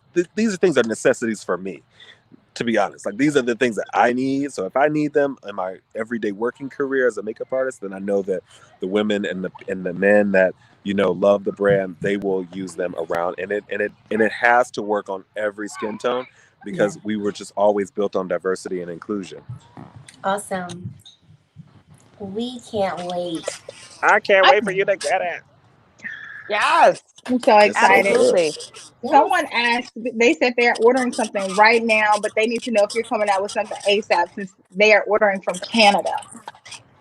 Oh, if you're ordering from Canada, you know what? I am coming out with something else, but I can't. It's not available online just yet, because I just don't have it fully complete. So, you know, but it is amazing. I wouldn't wait for that. I would just get what you're gonna get now. For sure. Get what you're going to get now. And honestly, I would suggest that you get an AJCrimson artist kit, especially if you're concerned about like what color to get or what color am I? Because the great thing about those kits are that you're getting 6 shades of foundation in one palette that you can use in the summer to winter. So like all the girls on here, they would basically be a fair to tan kit. So you get a fair to tan kit, and then maybe you get one compact or one refill of a deeper shade to kind of balance some of that warmth. If you're my complexion or warmer, then you would get like the warm to deep kit, and literally you'll be able to highlight, contour, conceal, bronze. You'll be able to do like so many different things with that. So iconic. I love it. It's kind of a no-brainer. Yes, no brainer. It makes sense. Everybody go to AJCrimson's website. AJ, your stuff is sold on a lot of professional makeup artist sites as well, like Camera Ready Cosmetics, Nigel. So we're actually not at Camera Ready anymore. We're not at Camera Ready anymore, but it's okay. We are at Frenzzz Beauty, Frenzz in LA, Nigel's. We're launching into Tilt Beauty in the UK. We're also launching on Loop Beauty in the UK, which is launching around the 13th. We're at Blush Baby Studios in Atlanta. We are also, oh my God, I feel like in DC? Marjani Beauty, or actually it's the Brown Beauty Co-op in DC. And then we're also at Beauty Bees in Los Angeles as well, which is Black owned. So definitely support them. And actually also a tidbit, at Beauty Bees, they have a pre-launch that we haven't released it to the public yet. They're the first ones and the only ones in the entire world who have it. It's not even available on our website. So if you've ever bought, if you remember the first iteration of AJCrimson, it came in a jar. And the jar had about 15 grams of product. That product probably lasts you, if you're an avid AJCrimson user, it lasts you a full year, maybe a year and a half, depending on how much of it you use. So we're releasing this as an anniversary collection in October, but it's actually available at Beauty Bees now. Nice. Yeah. So it's a year's worth of product in a jar, like literally. It's amazing. Wow. And they're the only ones who have it. Alicia will put the link to everything in the description box, guys. It will be, I would love if, and they're Black Kelsee, owned, so I definitely would go support that. Oh, the friends are like, we're almost done, sis. Beauty Bees is BE or just bees.com? I know, I miss you guys too. Beauty Bees is Beauty BEEZ, I want to say. Yes, I've been taking notes, guys. Okay, got it. You can drop it in the comments. But get ready for this new. I have this new. So I will tell you, it's a new lip gloss formula that I'm coming out with. I love it. So it's going to be the new launch. And I've been working on this for at least a few months now. And actually, no, I have the colors done in December. I had the colors done in December of last year, but I didn't really know how I wanted to, how to release them and when I wanted to release them. And I finally, came up with my plan and my concept and how they were working to the line. And can I tell you, I just love my intuition. I can't tell you the name of it now, but it's so crazy because it's so on point for what's going on right now and what the conversation that's being had right now. How I knew that would be it is beyond me, but I'm really What's your hoping sign? What's your zodiac sign? I'm a Leo. I'm a Leo. Okay. My life number is the number 5. I know all my numbers. I'm a number 7, just in general. I have so many Leos in my life. You have no idea. Same. Like in a lion's den. Yes. I love it. Leos are the best. What else you got? Give me some more questions. Okay, so what are your creative outlets? What do you like to do on your off, like when you're not doing makeup artistry? A lot of time, I like just this, like just kind of sitting outside, honestly, and like, hanging out with my friends. And I've been doing that a lot more lately because I'm such a workaholic and I just find things to do. I think that COVID kind of put us in a place where, it allowed us to sit down, and it allowed me not to be busy because if it wasn't that, I would book myself, even if I didn't have a job somewhere, I'd create a job for myself somewhere. I love like whether it was a tour or like a class or, some kind of an activation. Like I would I live on airplanes and I get my best creative in the shower and also on the plane. So, so I would take flights cross country just to think. Wow. Yeah. I like that. Yes, because living in Venice, you're just really adventurous by nature, it seems like to me. You're not afraid to get up and move. My mom's like that. She will move somewhere in a minute, and if it doesn't work, she's out. So I love that. I mean, that's how you really grow as a person because you learn how to be around more people, how to have these, communicate with everybody. And it seems like you have mastered that because your storytelling is on 100. I mean, literally, I'm like, where's my popcorn? My Seriously, I'm like, And people are commenting like, keep them on. Do not turn this off. We can hear Oh my God, all I love it. long. I can't wait to. I hope I can see the comments like later. And I really encourage all of you. Feel free, like drop me a line, like in the DM. Oh, this is what I need you guys to do. Everybody that's watching. So I have 2 organizations. I think this is really important, and I really hope that I get your support. So tomorrow I'm teaching a class. I'm actually teaching 2 workshops. So one is tomorrow, and I'm doing with my retailer Frenzzz Beauty, and it's a complexion class, which is really great. So you don't have to be a makeup artist, but you can be a makeup artist. You can be anyone to come and see it. I'm going to be teaching complexion the way that I love to build skin and create that flawless look using my products. It's sponsored by Sunday Riley. So if you make a purchase as well, I believe that you will get like a Sunday Riley sampler kit. But 75% of it, and actually I think the class is only like $25. And actually if you get both classes, it's $30, which I never do classes for that amount. So it's literally like, they're like my $400 class is like $25. But it is going to be an hour. It's going to be via Zoom. You're going to get like a free gift with purchase from Sunday Riley, which is amazing skincare as well. You are going to get, you're going to learn about, and the first one is going to be all about complexion. And all the proceeds from your donation is going to go to Angelica Ross. I don't know if you guys watch American Horror Story or Pose. I do. I am the biggest American Horror Story fan. Me too. And they've used my product. They use my product on the show. I saw that. So we're supporting Angelica Ross's organization called Trans Tech Social Enterprises, where she is helping people, and we're in Pride Month, so that's what was really great too. So all of those proceeds are going to help that organization. So she's helping to help build life skills and career skills for the transgender and LGBTQ IA community through that organization, which I think is great. So you're not paying me, but you're donating to a great cause, which I think is really awesome. So I'm really trying to donate. If you want to donate more than the $25 or $30 for those classes, please hit me up because I want you to be able to. I'll direct you in how to do that, to give that, because I think it's such an important conversation. Trans people, on average, only make $11,000 a year. Wow.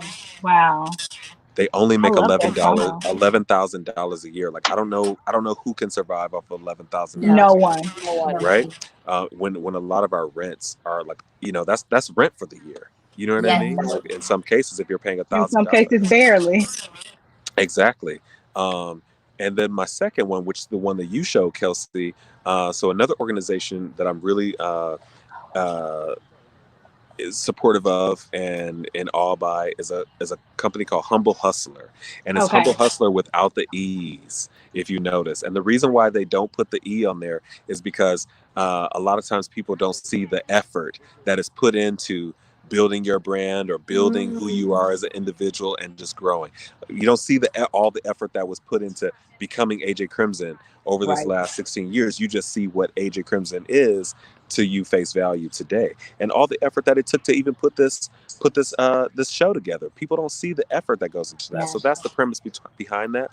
But what they're doing over there, my friend Lorenzo Gordon, who's the founder of this particular company, an organization and nonprofit, is he's training young Black men who absolutely need us more than ever right now. High school age young Black men, teaching them how to become entrepreneurs on their own, helping them to develop their own brands, and sharpen their skills in business, develop skills in business, because they're based out of Atlanta. I mean, how many of us actually had the opportunity to learn business in high school and to be taught, how to do anything? So a lot of us haven't been, and our parents didn't know, right?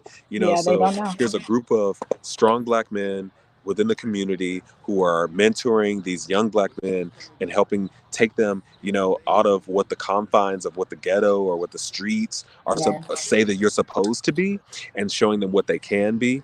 And again, 75%. And to be honest with you, I'm more than I'm really just gonna give them all the money. I'm not keeping the 25% of it.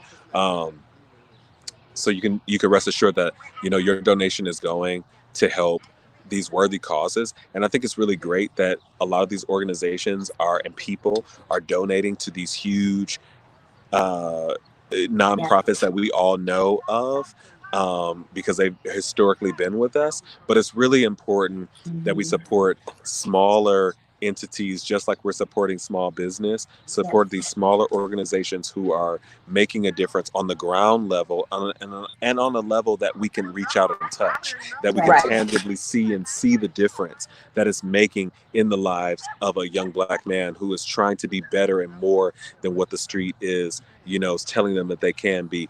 And giving a trans person or a young LGBTQIA person more hope that, hey, you don't have to die just for being you. You know what I mean? Like we're seeing that Black Lives Matter across the board in all different forms. Absolutely. So I'm hoping that you guys will go. And the way that you register for that, you can just go to Frenzzz Beauty without an I. So FRENDS, FrenzzBeauty.com. Or you can go to any one of the swipe ups in my stories to get there to order that ticket and join. So tomorrow's class is going to be from Pacific Standard Time, I think 1 to 12, I think it is, or something to that effect, or 1 to 2. 1 to 2:30. And then on the 25th is career building. So that's what I didn't mention. So the one on the 25th is going to be about career building. So it's going to be about, hey, how do you start your brand? How do you, how do you develop a career that can last the test of time? I'm 16 years in the game, and I want to show you how I've had all of my clients for the last 16 years, and how you can do the same. So many artists that just have this one-off mentality, and I think that there's a way that you can build and grow that. So it's a way for me to give back to all of you, and also a way that you can help me give back to other people. Absolutely. Most definitely. And we will have all the links, AJ, in the description box for everyone to sign up. Yes, thank you. Okay, most definitely.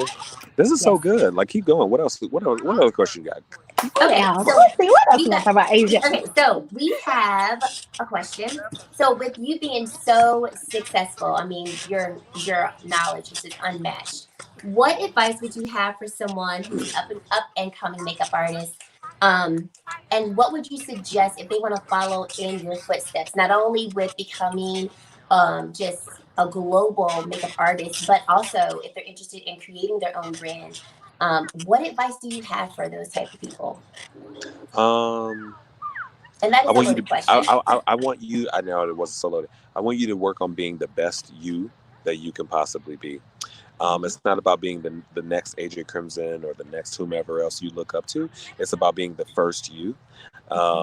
With inspiration. Yes, with first you. inspiration. I want you to be better than me.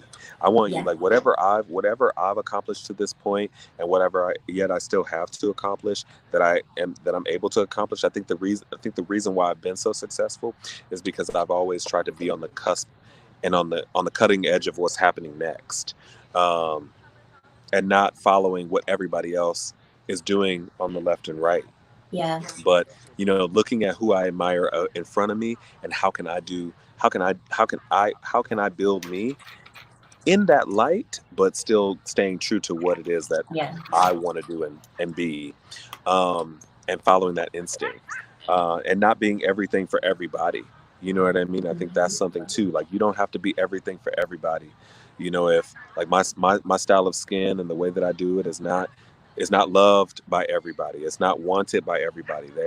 Some people want like a full face, and they want it fully matte, and they want to bake for 2 hours, and they want hella highlighter, and they want a lot of things. That's not my aesthetic, and that's okay, because I made a great deal of money doing what I do best. You know what I mean? So, and there's people.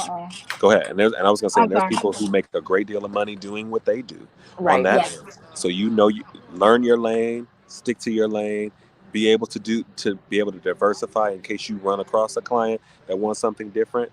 But be true to what you love to do. And what were you going to say? Have I ever run across a client that does what? I was going to ask you that. Like, what do you feel about if you have a client that wants you to do things outside of what you like? How would you handle that as a professional? For sure. For me, I listen to what it is that they want, because they are the client. And then I also understand that they have hired me for a specific reason for what it is that I do, and that they trust me. And then I try to include them and make them a part of the process. So if there is a certain technique or eyeshadow color or something that they're envisioning in their mind, I actually enlist them to try to show me, like, hey, like, here's the brush. Like, can you show me what that is? Or here are the colors that I have available. What are you leaning more towards? Is this in the family of what it is? And then how would you do it? So she's like, oh, like, I really want the green more, like, not here, but more like here. You put it where you want it, and then and then I'll finish it. So you have to make her a part of the process. And I think that you'll find it's not about me being like, well, I'm AJCrimson, and I know what's best. Yes, you trust my opinion, but I also trust your instinct on what it is that you want to see from yourself, because you're the one that has to go out there and look at it be seen in it as the client. And I need you to feel 110%, because that's the only way that I'm going to get called back. If we're fighting over the look, like, if she wants to be matte today, then girl, let her be matte. Like, yeah, girl, we can do it. We can do a matte look. That's fine. And I'm going to add a little bit of this because I just want to. Can I just add a little bit of shine? I have clients who love who I have had grown accustomed to. Like, hey, like, am I doing your brows today, or are you doing your brows today? And then she's like, oh, you know it. And she'll say, oh, like, you can do it. And I was like, all right, cool. And she said, no, actually, can I do it? And I was like, yeah, of course you can do it. And I give her the brush and let her do it. She said, let me do it. Let me start it, and then you finish it. And it's a partnership. Like, at the end of the day, like, I'm getting paid the same amount of money. You know what I mean? And for her to be happy, like, that's all I want. And she doesn't need me battling her about her look. You know what I mean? Like, what she wants to look like. And I'm always going to do it in my way. If you want a bright green eyeshadow, I don't do 40 shades of color on an eye. But if you do challenge me to put 40 shades of eyeshadow on, I'm going to do it in my way that makes sense. You know what I mean? And and you can help guide me to the way that you want it to go, but it's still going to be my hand doing it my way. Because you still have the tools no matter what. Yes. Exactly. Absolutely. So how do you feel like your signature look has evolved throughout the years? Like, do you feel like I'll let you take it on. Yeah, like I feel like it's changed tremendously. I think that what I started out as was very light, and then I took on an agent that said, hey, you need to do more. And I was like, I don't really like doing more. And then I realized how I had to learn to do more, because what translates in magazines and being photographed doesn't translate always the same on television and in music videos. And then once I learned that dynamic, but then also staying true to what I loved about what I was seeing when I did magazines in print, and being able to transition that into what I was seeing on film, is what really defined my style of that I know she may have a lot of makeup on, but it doesn't look like she has a lot of makeup on. It actually looks just like her skin. And then being trained the way that I trained under the people that I assisted, it was very much a thing of, you know what, like I need this to look like it's airbrushed before it's been airbrushed. Because if we have to spend money on airbrushing, then you haven't done your job. You know what I mean? So having learned from artists that were under those type of constraints, it pushed me to want to make sure that my work was equally as great. To not only impress them, but also to show that, hey, like you don't need to retouch my work like that. You know what I mean? And those are the things. And then even to the point where stepping away from makeup, because at a point in time, you know, my look, I was just doing the same look on the same girls like all the time because they just wanted to be pretty, and I could do the look in my sleep. And they just had become accustomed to these signature looks that I had created, to the point where I had to like let it go and then step away and then just look at reference and be immersive in, you know, in art and in things that were inspiring me and magazines that were inspiring me, to come back to it and find that I had just inadvertently developed a different hand, you know, like the way that I was seeing beauty and internalizing beauty was so different, so that the way that I was outputting it was also different from what I had walked away from, you know, which that was exciting. That is exciting. You speak like a true artist. You are an artist through and through. And so I find it so interesting that you were in management and doing that side of things. Do you feel like that has directly propelled you to be at the level you are right now? They love me so much, and we're having a great conversation. I just saw this peer pressure. Ask that question one more time. That's Say it again.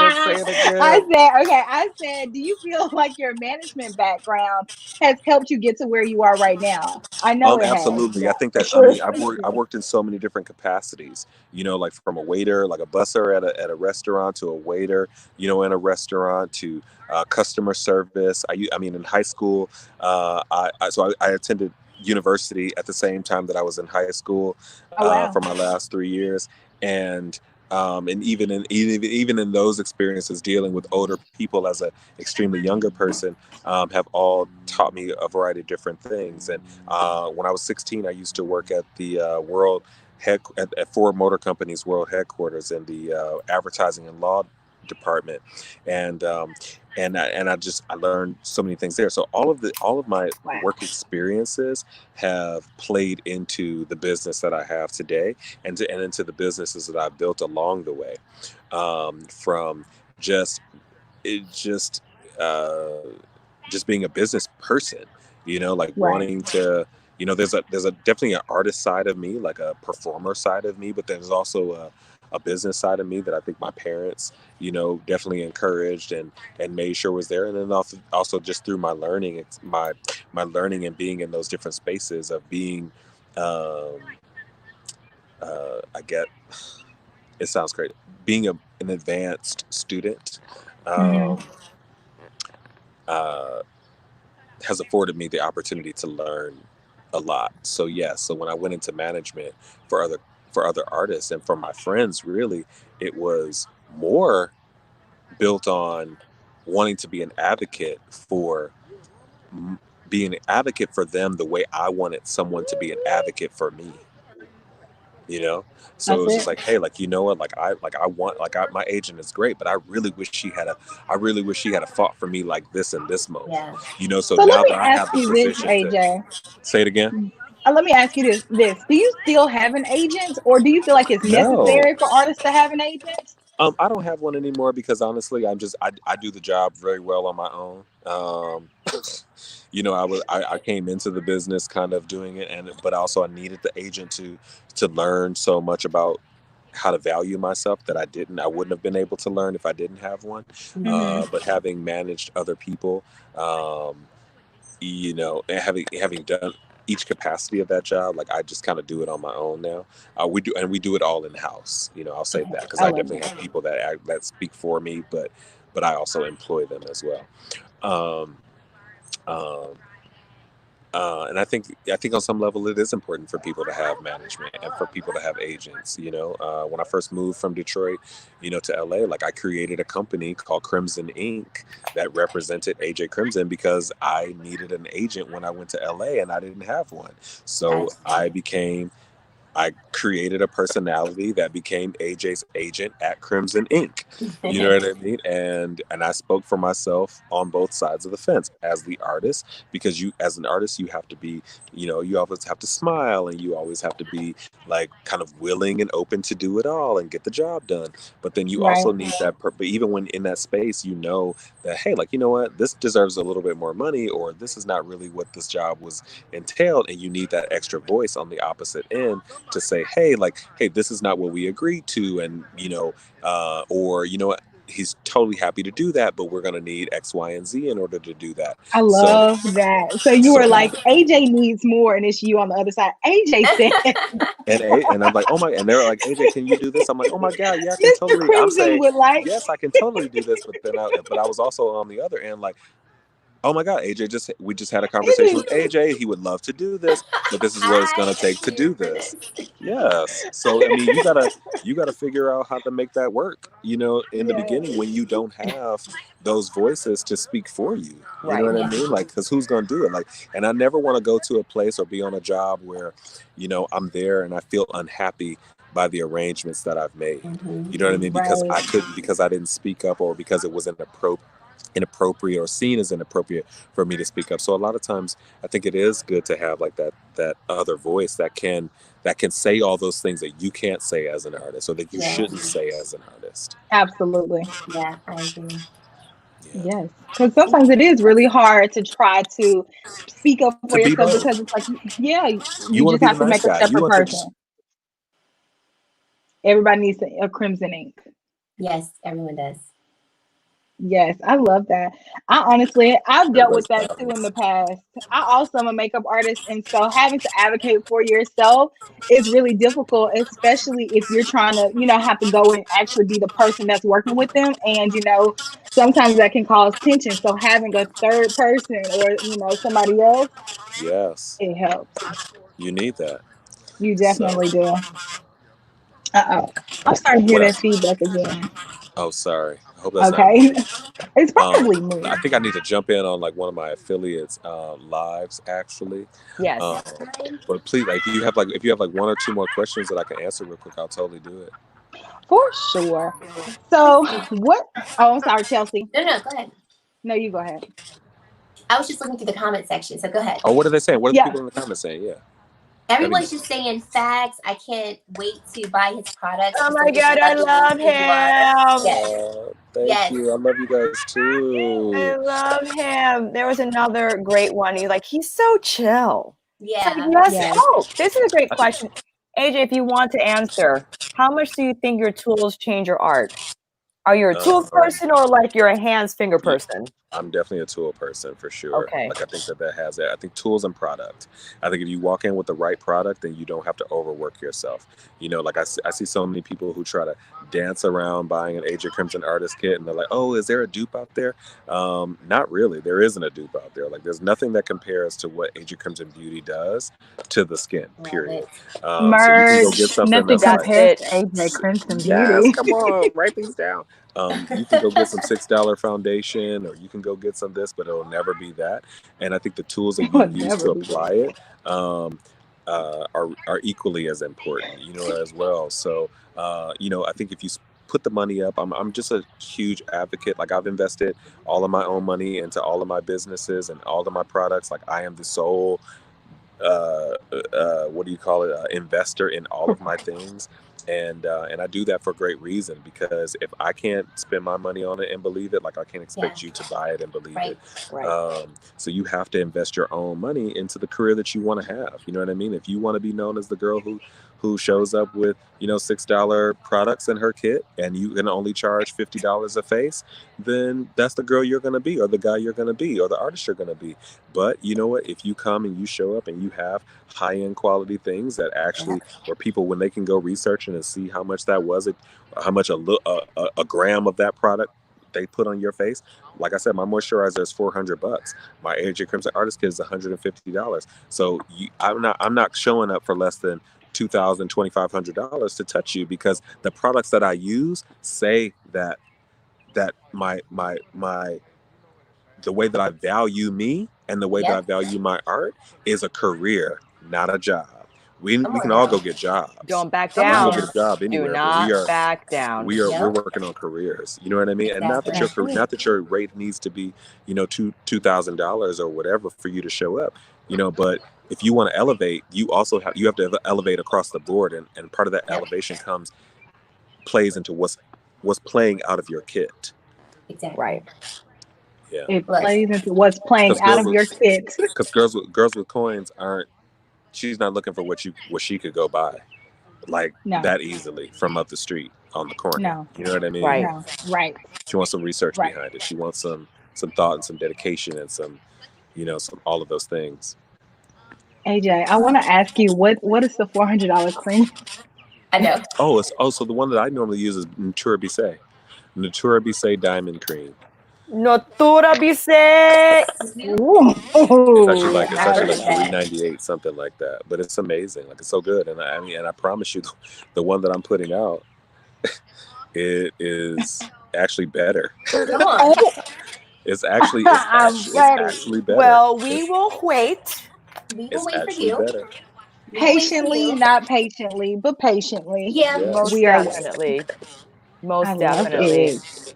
Well, we just want to AJ, say thank you so much for coming. We don't want to keep you any longer. No, I appreciate you all. Thank you enough for taking this time with us and just agreeing to just bless us with your presence. No, absolutely. You have really just been great. I love everything about newness. I love everything about like people seeing opportunity and taking opportunity and creating an opportunity for themselves in a new and exciting way. And like, what a great way to like partner together and create an awesome platform, something where people in your community combine your communities to come together to share and to learn and to know. And that's what it's about. And I think that if we continue to do more of these things, and I know that women and Black women have been doing it, and you are doing it, and you've been doing it for a long time. And I encourage you to bring your Black brothers in on this type of a moment as well, because I think that Black men, I don't know that Black men are talking to each other, in the same capacity. Right. And not just in beauty, but just in life. You know what I mean? Like, I think we all just kind of need each other right now. And we do. And any way that you can continue that conversation and expand upon that, then please continue to do that and keep being great. Like, you guys are the future voices of our industry. So, it's going to take all of you to expand, on what you're doing and where this, to someone, this may seem small, but this is actually really huge.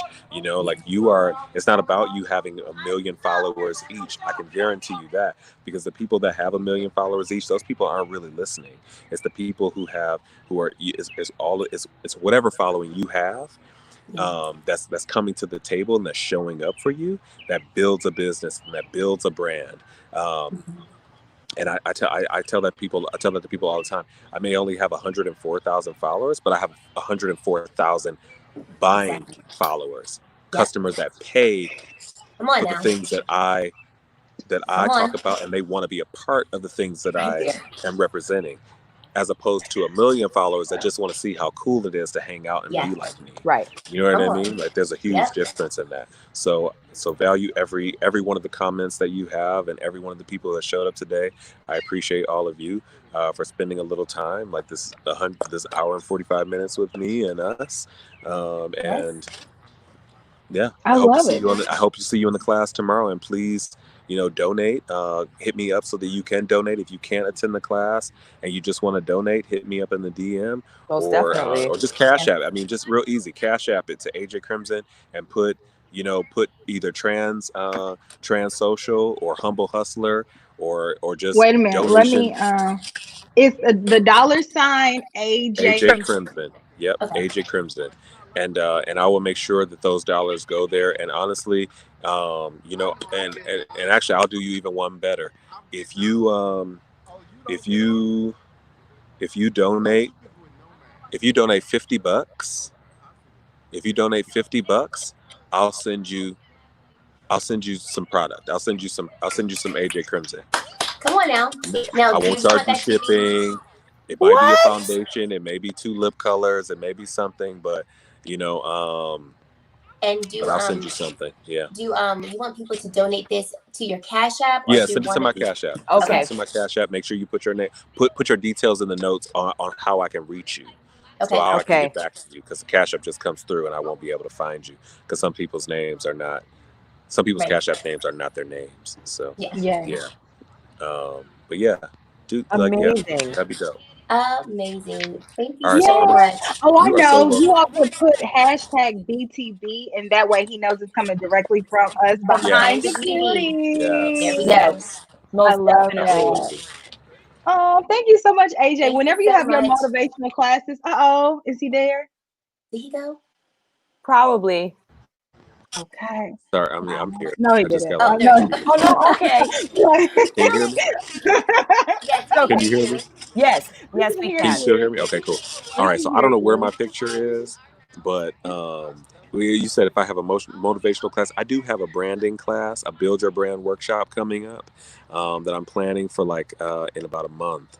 And it'll be a 4-week, 1 hour and 30-minute long each class for 4 weeks. That is coming up. If you want more information about that, please hit me up in the DM so I can get you involved in it. Absolutely. It's going to be $400 for the full 4 weeks, which is only $100 a week, basically, for me to show you the beginning steps of how to get your brand going. So they're about to leave me. So I know all you can do is hear me, but I'm gonna get off this phone. I love y'all so much. Love you back, AJ. It was so great. This is so fun. Thank you. We appreciate you. Thank you. I appreciate you too. Have a good night. Thank you. Have a great Thank you for introducing us to Melissa too. Tell her we say thank you as well. Yes, Melissa is the main. She's the main one trying to leave me over there. But they love you, Melissa. And she loves y'all. All right, you guys be safe. Take care. Take care. Bye-bye. Thank y'all for watching Behind the Beauty. Thank you so much for watching. I hope that you all enjoyed this episode. Stay tuned because we have all the things planned. Kinky Sweat. Amazing guests coming. We have a few guests coming, and hang tight, fam. We will update with all the links. So I need to, ladies, we'll reconvene on the text or on the call so I can make sure I get everything in the description box. Right. Okay. Hang tight is coming soon. But thank you everyone for your support. This has been, I don't have the words to express what just happened. That was amazing. We had so much knowledge dropped on us. We had champagne poured on us tonight. Come on now. Okay. Like actual champagne. Okay. So here for it. I will be watching this replay myself. I'm like, okay, now what? Because it was just so much. It was amazing. And as he said, fam, listen, you have the power. You have the power. The squad is strong. And if we want to make a difference, if we want to see AJ in Nordy's and in Neiman and all these other retailers, we can make it happen. We sure can. Okay. Absolutely. So even if it takes 1 million emails and we call and we insist on speaking to who's at the top, we'll make it happen.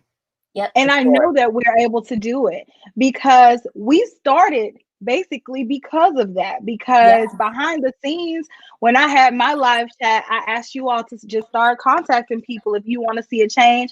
And so many of you all did it. Like, we were able to have meals here.